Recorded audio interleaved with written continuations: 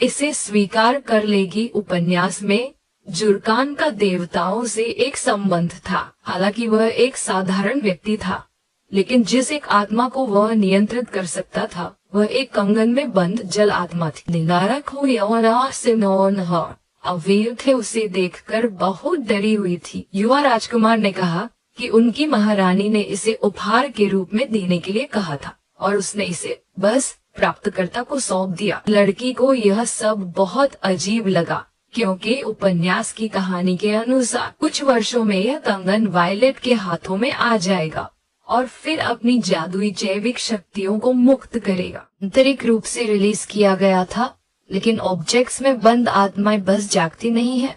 यह उनका व्यक्तिगत चुनाव है कि वे अपने आप को प्रकट करें या नहीं। और ऐसा लगता है कि जादुई वस्तुएं स्वयं हमारी नायिका को चुना। केवल एक ऐसा व्यक्ति जो जादू का धारक है ऐसी वस्तुओं को अपने पास रख सकता है। अगर आत्मा मालिक को अस्वीकार करती है तो वह वस्तु में हमेशा के लिए बंद रहेगी। ऐसा लगता है कि भालू ने खुद लड़की को चुना। अचानक उसकी माँ ने कंगन लिया और उसे लड़की को दिखाया, यह बताते हुए कि यह राज परिवार की ओर से एक उपहार था और उसे इसे पहनने का सुझाव दिया। ब्रेसलेट उसके लिए बहुत बड़ा था, लेकिन जब उसने इसे अपने हाथ के चारों ओर 2 बार लपेटा तब भी यह खुद को सही तरीके से बांध लिया। लड़की को डर था कि आत्मा अभी जाग जाए। ऐसा लगता है कि इस आत्मा ने उसके लिए हार मान ली है। हमारी नायिका का मन बहुत हल्का हो गया, जबकि भालू ने कहा है कि उनमें से एक ही काफी होगा और बाद में उसे ब्रेसलेट ज़ेरकन को लौटाना होगा। हमारी नायिका की माँ उसके लिए बहुत खुश। उसने पूछा कि क्या उसे ब्रेसलेट पसंद आया और उसने यह भी कहा कि यह उसके लिए बहुत अच्छा है। युवा महिला ने अनिच्छा से कहा कि उसे सब कुछ पसंद है, क्योंकि अब तक उसकी माँ खुश थी। लड़की को नहीं पता था कि क्या करना है और क्या उसे रानी के पास जाकर आत्मा के बारे में सब कुछ बताना चाहिए,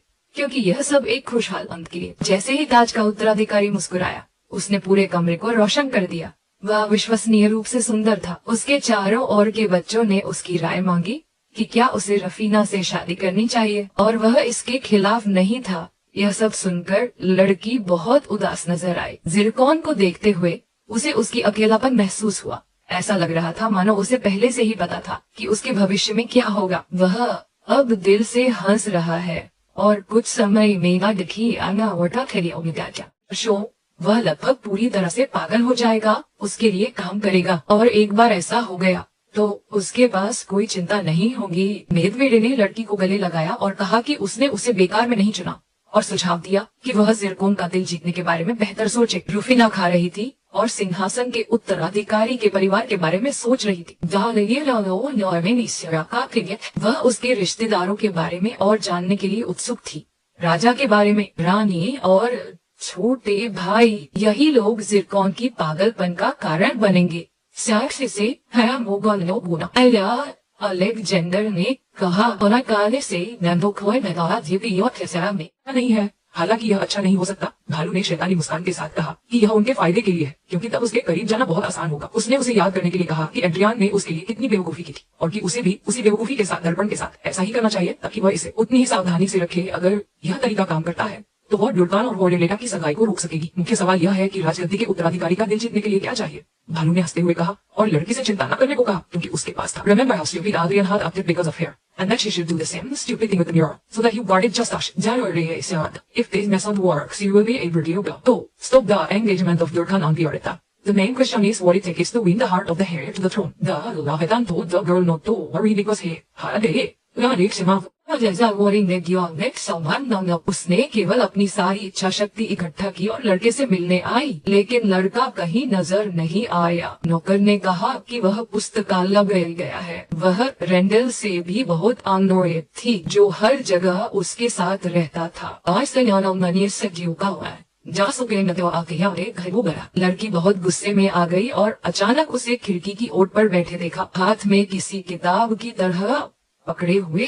बिना 2 बार सोचे वह उसके पास गई और वह लड़का तुरंत उसका स्वागत किया। लड़की हमेशा की तरह उससे खुश थी। एक पल के लिए उसने सोचा और समझा कि यह एक मौका था। बातचीत शुरू करने के लिए उसने थोड़ी फ्लर्टिंग की। लेकिन फिर भी समझ गई कि क्या करना है, इसलिए उसने उससे पूछा कि क्या वह उससे शादी करना चाहता है।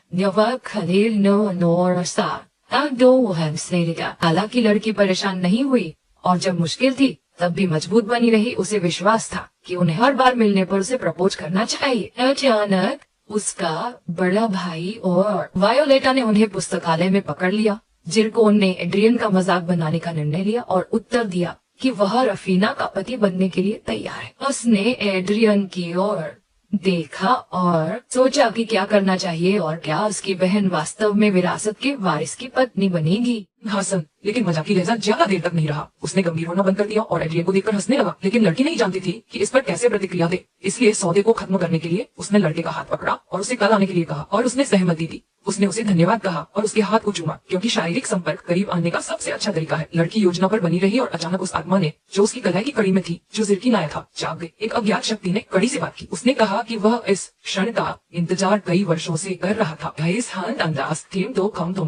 And they agreed. Chen and him and kissed his hand. Because physical contact is the best method for getting closer. The girl stuck to the plan. Suddenly, the spirit that was in her bracelet of seeking brought to walk out. An unknown force spoke from the bracelet. It sighed that it had been waiting for this for many years. और इसके लिए यह जाग गया था। Countess यह सुनना नहीं चाहती थी। उसने उससे कहा कि जागना नहीं और लौट आना। मेदवेदेक ने ब्रेसलेट से आत्मा को पहचाना। यह अनाथ था, पानी की आत्मा।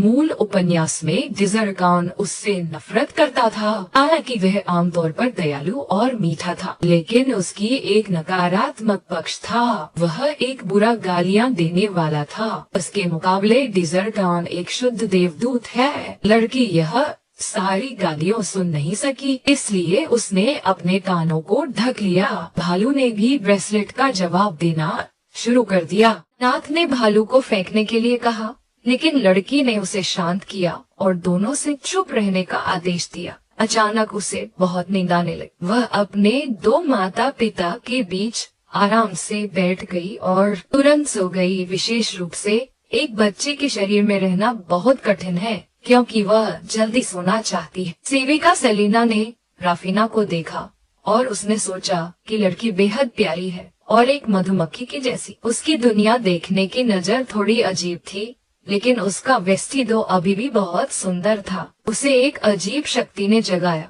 आश्चर्यजनक बात यह है कि पिछली रात एक सपना नहीं था। बाद में कि अगर यह सब एक सपना होता तो वह बहुत खुश होती। बाई ने लड़की को टेडी बियर से बात करते हुए सुना और पूछा कि वह क्या कह रही थी। राफीना घबरा गई और कहा कि वह केवल टेडी बियर से बात कर रही थी। बाई को यह अजीब नहीं लगा, बल्कि वह इस पर खुश हुई क्योंकि वह केवल एक बच्ची थी। महिला ने कहा कि अगर लड़की को कुछ चाहिए तो उसे जरूर उसे बुलाना चाहिए। इस बीच राफीना अनाथ के साथ झगड़ रही थी क्योंकि वह जिरकॉन की आत्मा होना था।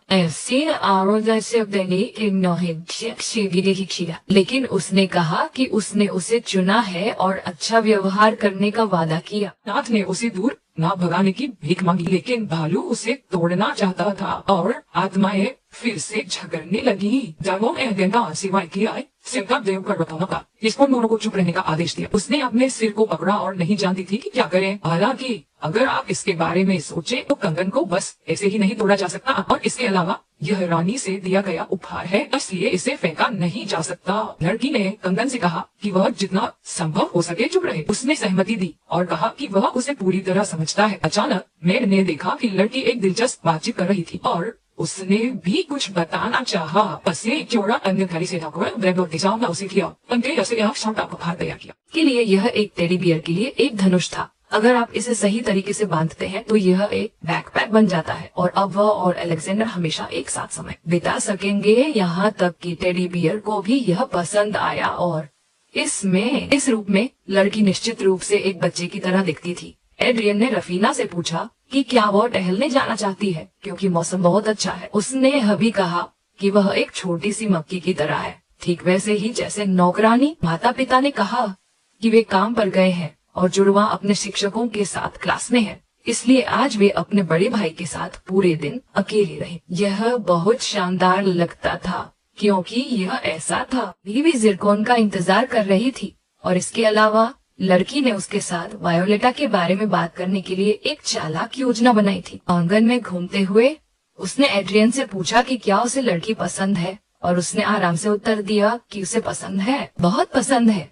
उसने खुद इस विषय पर चर्चा शुरू की और कहा कि उसका गंध अच्छा है और उसकी आवाज बहुत। उसने यह भी जोड़ा कि अगर वायोलेटा उनके साथ रहती तो यह बहुत अच्छा होगा। लड़की ने लंबे समय तक संकोच नहीं किया और चिल्लाई कि वह उनके परिवार का हिस्सा बनना चाहती है। अचानक लड़के ने अपनी बहन से पूछा कि क्या वह जिरकोन के बारे में वैसा ही महसूस करती है। वह जानने के लिए उत्सुक था कि राफीना को जरकालों से इतना प्यार क्यों है। लगा मुझे आई शिखा सबसे गिनौसा तेजिमा इसके कारण शर्मा गई। उसने फिर जोड़ा कि उसे वियोलेटा पसंद है, इसलिए उसे वह पसंद है। हालांकि उसके चरित्र में अच्छे गुण नहीं थे, फिर भी उसे मानसिक रूप से समझ में आया कि उसे भविष्य को बदलना होगा। एड्रियन ने कहा कि भले ही लड़की वास्तव में उसके महाराज से प्यार करती है, इसका मतलब यह नहीं है कि उसे शादी के बारे में बात करनी चाहिए, और इसके अलावा वह सच में नहीं जानती कि शादी क्या है। अचानक राफीना ने जवाब दिया कि उनके माता पिता भी शादीशुदा है, लेकिन उसने जवाब दिया कि यह अलग है क्योंकि वे वयस्क थे और वह अभी भी युवा है। इस पर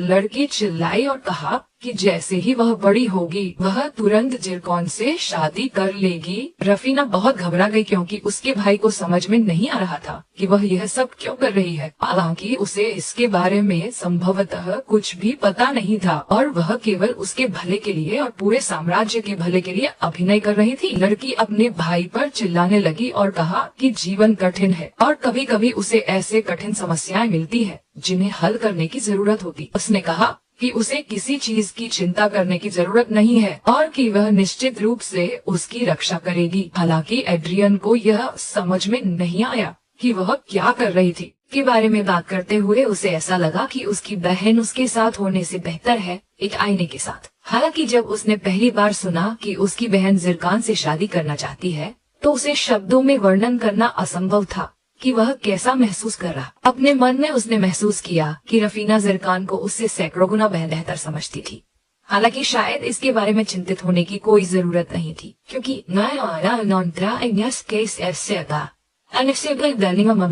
इसकी अनुमति नहीं देंगे। उसने सोचा कि जैसे ही वह बड़ी होगी वह तुरंत इस स्थिति को भूल जाएगी और शुरुआत में उसे बस उसकी ओर करीब होना पड़ेगा। एड्रियन ने कहा कि लड़की का लगभग तैयार था, इसलिए वह इसे एक साथ देखने जाना चाहता था। रफीना ने देखा कि उसका भाई उसके बारे में परेशान था, लेकिन उसे वायोलेटा या जर्गन की तुलना में उसके साथ बहुत अधिक आरामदायक महसूस हुआ। यह स्पष्ट नहीं था कि लड़की का दिल इतनी तेजी से क्यों धड़कने लगा। उसके पिछले घर की यादें उसके मन में उमड़ पड़ी, जहाँ उसे एक छोटे से कमरे में रखा गया था जहाँ कुछ भी नहीं था। उसके लिए बेहतर जीवन की आशा एक विलासिता थी और अब जैसे ही वह कमरे में प्रवेश करती है वह इतनी विशालता और सुंदरता से लगभग अंधी हो गई। यह पहली बार था जब उसने इतना आलीशान इंटीरियर्स देखा था।